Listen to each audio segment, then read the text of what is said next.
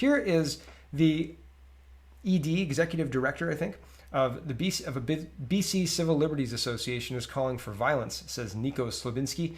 Violence and hate don't appear to be solutions being proposed by Indigenous communities, and it's their voices we should be listening to and respecting on this matter.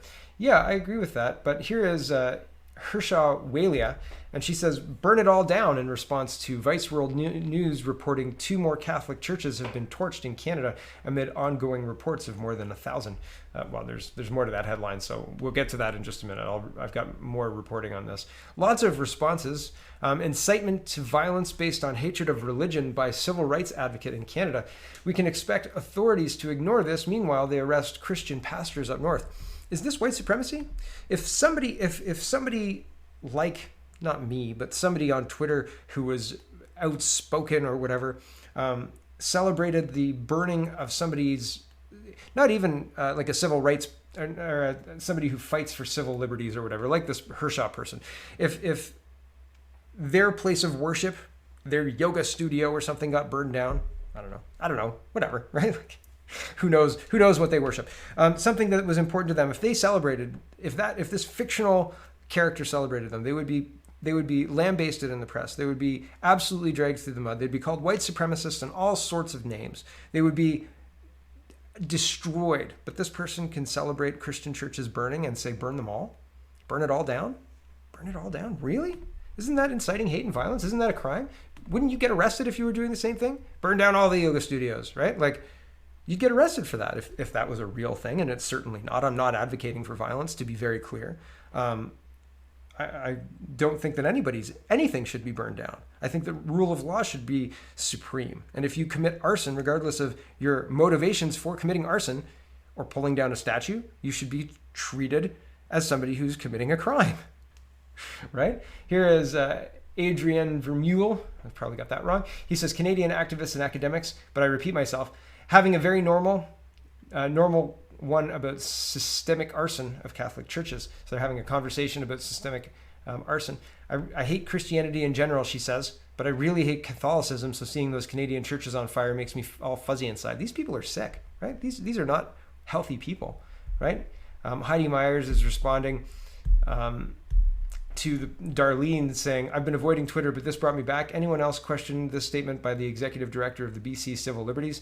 The same person who wants to abolish police? Honest question, how is this not hate and incitement? And Heidi Matthews says, depends on whether you think there's a right of resistance to extreme and systemic injustice. So I've seen clips of people interviewing Antifa type people, and these people have been indoctrinated to believe that burning down a building is a-okay if you believe enough that the person who owns the building or is in the building or that the building represents is a bad person. If you believe it enough, then that person, that's not violence that you're committing resistance or something like that. These people are insane. Like, this is not, again, a healthy outlook for the world. It's not how things get better. It's not a good thing, right? When random people start burning down churches to say this is how we fix things, when the Indigenous people who are actually affected by this are not calling for this. This is antagonization. This is the same group as the Antifa people. I've actually had people reach out to me, firsthand accounts saying, like, I know people who have been historically protesting in a historical First Nation places to protest. And I'm not going to give examples just because I can't think of any off the top of my head. And that person contacted me and said, the people who are doing this isn't us. So that, take that with a grain of salt. These are anecdotal stories, and I'm telling you third hand, and I'm not offering proof, but I'm just telling you, I'm getting emails from multiple people, seemingly from different places, telling me similar things. So that's interesting to know, right? That's interesting to know. Very, very interesting to note. So the burning it all down rhetoric is just fine and acceptable within those social circles. Dan McTeague says, can we expect enforcement of hate laws anytime soon, or must it be subjective? BC Civil Liberties Association boss calls for church burnings the Western standard, right? And here's, I'm not going to go through this, but I'm just showing you that there's the article. Here's the Global News article. I want you to understand, the only reason I'm showing you this is to show you that they're trying to use it to apologize. It's kind of not apologizing so like to say sorry, but like, there's two sides of this. Like you maybe haven't thought of both sides of this, right? That kind of, right, apologetic of the actions, right? And like, oh well, maybe it was justified. No. Head of BC Civil Liberties Group, says Global News, under fire for burn it all down tweet. And it says, in a June 30th tweet responding to a news article about a pair of Catholic churches burning down, Waller wrote, "Burn it all down." The tweet set off a firestorm on social media, both from people who described the message as inflammatory and stoking hate, and others who defended the tweet, saying people have no right to police Indigenous people's grief and rage. Well, okay, you have a right to police people's rage when that rage drives them to light a church on fire. You can say, hey, that's arson. You can be angry, but you can't light churches on fire. That's against the law, and we'll arrest you. Right? Like, this is a very easy thing to, it's just like the whole, like when you tell somebody, no, you can't put these burning debris pieces on this running railroad track. That's dangerous for you and the people on the train and illegal. You might be able to police their rage, right? Like this is something that is definitely doable. We definitely should be doing it. It's definitely in the public interest to police everyone's rage. I'm so angry. I'm going to do this thing that's really dangerous for me and everyone around me. Oh no, that's a bad idea. That's a bad idea. And see this book here, it says it's against the law. See, this is all we're asking for. Like some common sense, right? But what we're getting is complete insanity. We can't police their rage and grief. Oh, I beg to differ. I beg to differ. A powerful message from Murray St. Clair, a well-respected Indigenous leader, former senator and judge. He has led the Truth and Reconciliation Commission and undoubtedly is the expert. Right, so I'll leave it to him to sum this up. But in a Facebook post, Murray St. Clair says, as soon as it loads, terrible. I'm not at all impressed by the acts of aggression such as this.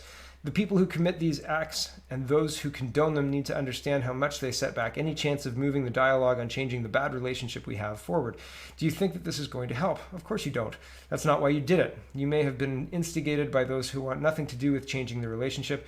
You may have been instigated by people bent on making you look bad. You may have easily acted to do this because of the anger you feel and some sort of sense of getting even. I feel no pride in any of you who did this. Yeah, so, I mean, this is not the way to solve our problems. The way to solve our problems is to use our words, speak what the problem is, identify it clearly, and then figure out a way to solve that problem with actions and positive movement forward, not, like, if somebody said, the way to solve this problem is to remove the statue of John A. Macdonald, I would say that's probably not going to be very productive. Like how does that solve the problem? What problem specifically are we solving here with that? Instead, they know that they can't do that, right? They know because there's no problem that really solves.